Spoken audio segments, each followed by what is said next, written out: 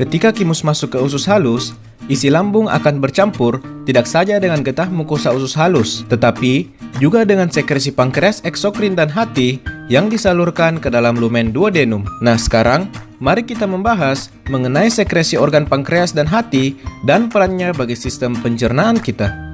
Pankreas adalah suatu organ yang terletak di belakang dan bawah dari lambung, yang mempunyai komponen eksokrin maupun endokrin. Bagian eksokrin terutama terdiri dari sel-sel asinus yang mengeluarkan sekresinya berupa enzim-enzim pencernaan. Sedangkan terdapat bagian endokrin yang terutama terdiri dari pulau-pulau Langerhans yang memiliki beberapa jenis sel berbeda, yaitu sel alfa, beta, dan sel delta yang mengeluarkan beberapa hormon meliputi insulin, glukagon, dan hormon somatostatin. Secara anatomis, pankreas merupakan organ aksesoris pada sistem pencernaan manusia yang terbagi menjadi beberapa bagian, yaitu bagian kauda atau ekor yang berhubungan langsung dengan hilus lienalis, daerah korpus atau badan pankreas yang menjilang garis tengah, daerah kolum pankreas yang merupakan bagian pankreas yang mengecil dan menghubungkan antara kaput dan korpus pankreas, kaput pankreas yang memiliki bentuk seperti cakram dan terletak di bagian cekungan duodenum. Sebagian dari kaput ini meluas ke kiri, membentuk tonjolan yang dinamakan processus uncinnatus. Saluran pada pankreas, yaitu ductus pancreaticus, berjalan mulai dari kauda pankreas dan menerima banyak cabang pada perjalanannya. Saluran ini bermuara ke duodenum melalui dua jalur. Yang pertama adalah ductus pancreaticus mayor yang bersamaan dengan ductus choledocus bermuara pada papilla duodeni mayor. Jalur yang kedua yaitu ductus pancreaticus accessorius yang bermuara ke duodenum melalui papilla duodeni minor. Karena pankreas adalah organ pencernaan aksesorius, apa saja enzim-enzim pencernaan yang dikeluarkan oleh pankreas ini? Pankreas mengeluarkan enzim lipase.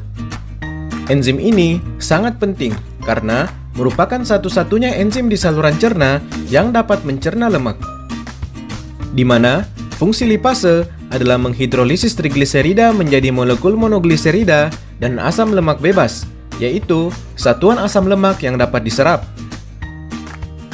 Selanjutnya, zat nutrien ini akan digunakan menjadi sumber energi melalui pembentukan ATP dan berperan dalam stabilisasi membran sel. Asam lemak bebas ini akan mengalami proses beta oksidasi, di mana asam lemak bebas ini akan bergabung dengan molekul karnitin dan masuk ke dalam sel mitokondria, di mana di sini asam lemak akan diubah menjadi asetil CoA dan masuk ke dalam siklus Krebs untuk menghasilkan ATP yang digunakan tubuh sebagai energi. Pada kondisi asetil CoA yang berlebih, maka asetil CoA ini akan diubah menjadi benda keton. Benda keton ini dapat digunakan sebagai cadangan energi apabila kadar glukosa rendah dalam darah, seperti pada keadaan kelaparan yang lama maupun diabetes tidak terkontrol, di mana tubuh tidak dapat menggunakan glukosa yang berada di dalam darah. Pankreas juga mengeluarkan enzim proteolitik yang sangat penting. Enzim ini disekresikan dalam bentuk inaktif untuk mencegah terjadinya pencernaan organ. Enzim tersebut yaitu tripsinogen, kimotripsinogen, dan prokarboksipeptidase. Pada saat tripsinogen disekresikan ke dalam lumen duodenum, enzim ini akan diaktifkan menjadi tripsin oleh enterokinase yang merupakan suatu enzim yang terbenam di membran mukosa duodenum.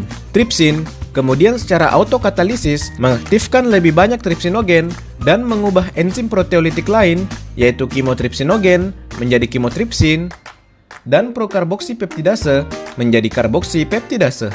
Masing-masing enzim proteolitik ini akan menyerang ikatan peptida yang berbeda sehingga akan menghasilkan rantai peptida pendek dan asam amino.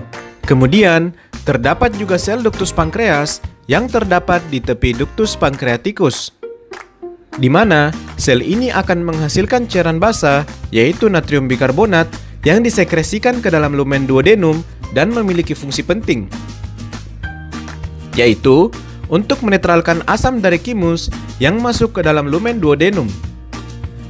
Pengeluaran natrium bikarbonat ini distimulasi oleh sekretin, di mana sekretin ini akan dikeluarkan oleh stimulasi asam dari kimus itu sendiri.